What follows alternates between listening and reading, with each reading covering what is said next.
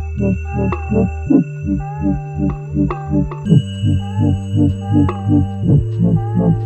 2, 1. The first one we did, or what we talked about so far, was basically when we want to go into our body lock passing, we want to get the hips lined up, our training partner's hips, win the head position battle, hand on the inside, and then we lead with our head. We lead with our head on our training partner's chest to put our shoulders to the floor. We lock our hands, we can go gable grip or S grip. Once our shoulders hit the floor, I kill our butterfly hooks by bringing our heels up to our butt. So I do this by walking my knees as close as I can to my elbows.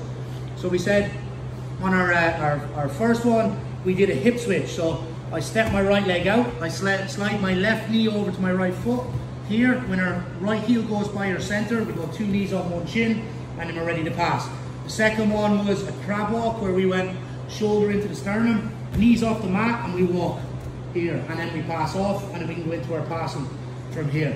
The last one, we found that someone had like real active hooks. Maybe they have like a long legs, and it's hard to kill the butterfly hooks or get rid of the left one.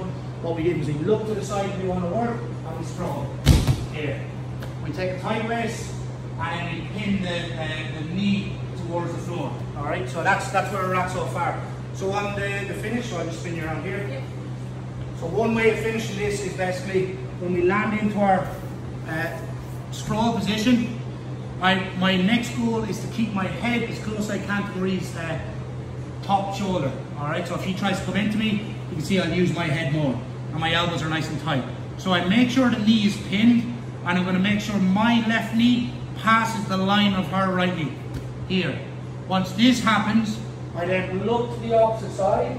I drive the weight over this top shoulder. This is important. So I go from laces to toes, and I drive the weight over the top shoulder while passing her leg underneath.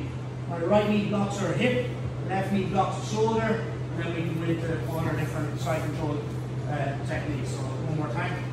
I'll go from here. So we're here, we flatten her out. Sprawl. So now watch the way my left knee beats the line of her knee. My head's in position, I'm never overreaching, I have a tight waist grip. I can pin the knee with my hand if I want. When my knee passes the line of Marie's knee, I look to the top shoulder, I go from laces to toes, and I drive my way over that far shoulder. So if you can give me a little bit of resistance, I drive. Once her shoulder goes to the mat, what do I do with my left hand? Push. Knee blocks the hip so she can't get her knee back inside, and then we go into all the different side control attacks. Alright, so that's our last technique. So 3, 2, 1.